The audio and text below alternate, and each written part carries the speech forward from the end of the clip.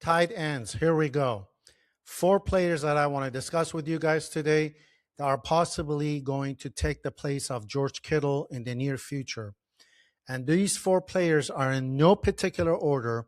They're my favorite, and I want to go over them with you really quick to make a short video and not make it too long. The first guy that I want to talk about, and one of the favorites of not even the program for the 49ers, but the players that has been talked about in the media and in the social media, is Sam Roush from Stanford, a program that is more akin to be tied to sort of kind of nostalgica of 49ers liking. Sam Roush is 6'6".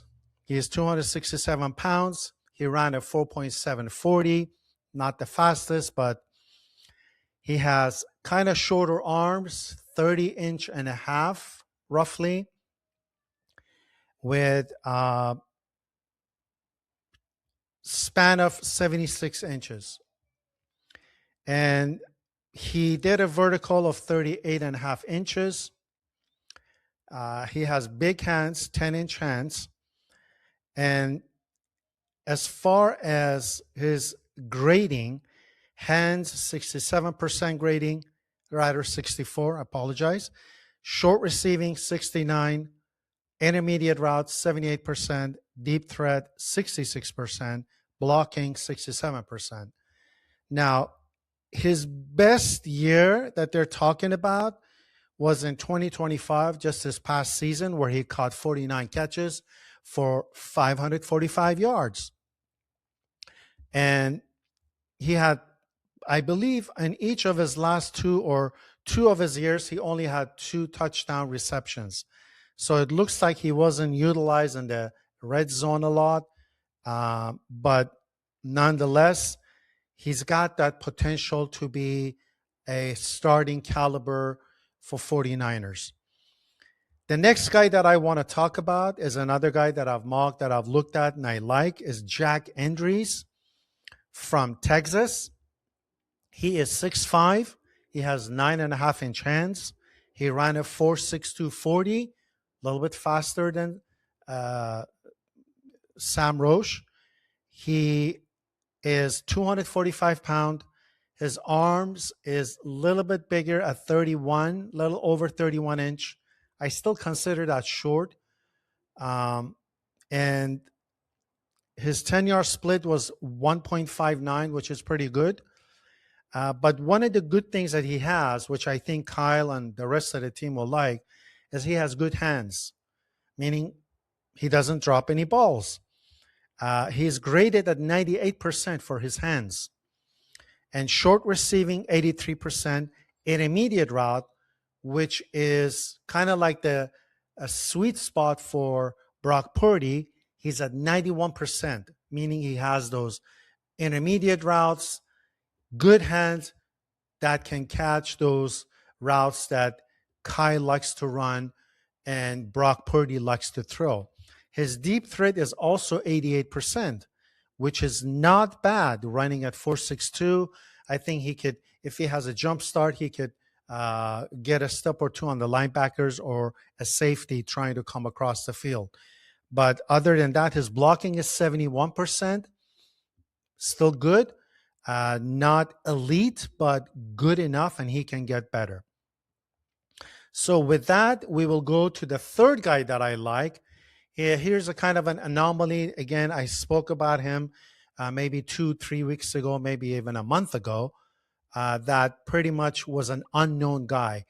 I did my scouting. I looked at a lot of the tapes, and one of the guys that jumped out at me, and one of the specifics that I like, is physical players that set the tone in the game. I mentioned this, setting the tone in the game, changing the whole concept of that game, bringing that passion and that, if your team is kind of faltering, maybe the defense is trying to catch up, is not having a great day, and then you have a player like Marlon Klein come in and bang through 2 or 3 guys, try to catch a ball, it'll bring that spark back into the entire team. And that's one thing that we're missing. With Juwan Jennings leaving, uh, potentially leaving, and we don't have that kind of an Anquan Bolden, Debo Samuel type players. And we don't have that kind of a player that can come in and literally take over the game with maybe one or two plays to set the tone. And that's Marlon Klein. Uh, and he is from Michigan. He ran a 4.62, a very good 40. He has 9.25 inch hands. He's 248 pounds. He's roughly about 32.5 inch arms. Again, I want to emphasize, I don't get hung up on size and statistics a whole bunch. We can all take it with a grain of salt. Can the player play? When you put him on a team on a Sunday afternoon, when he's on the field, can he play? Can he dominate? And these are the players that I believe can contribute. Now, as far as his hands, grading, short receiving, intermediate, deep threat, and blocking, he's a 61, 69, intermediate route 71, not as great as Jack Endries, but again, he's someone that could come in and block. He's one of the better blockers. And I've seen him literally go through two blockers, open the path for the running back, or even when catching, literally pancake a linebacker or a defensive back. So I really like this type of players. That's one of the players that we could look at. And his just some minor statistics about his game. He in 2025 he had like 6 catches for 93 yards, and he finished the season, I believe, with 25 receptions. That's the 2025 season, 24 receptions for 248 yards. Again, not a kind of a mind-blowing statistics as far as receptions, but he started 36 games and he had 12 starts at tight end. Not a whole bunch, but he's the one that can come in, learn, and progress.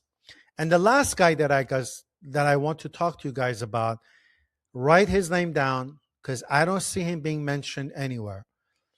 Now, I know everybody's on this kind of a boat in Kenyon Sadiq. So if we cannot have Kenyon Sadiq, the next guy that we can have that has those kind of specific physicality and with maybe not as fast, but that same mold that kind of brings you the vibe of Anquan Bolden, Debo, Juwan Jennings, Michael Irvins, if you guys remember from back in the 90s where I was glued to my TV, and the 80s. And he is the guy that can come in again, set the tone to be a game changer. We need that because we're losing those type of players. And his name is Daquan Wright. Daquan Wright from Ole Miss. He is 6'4", 246 pounds.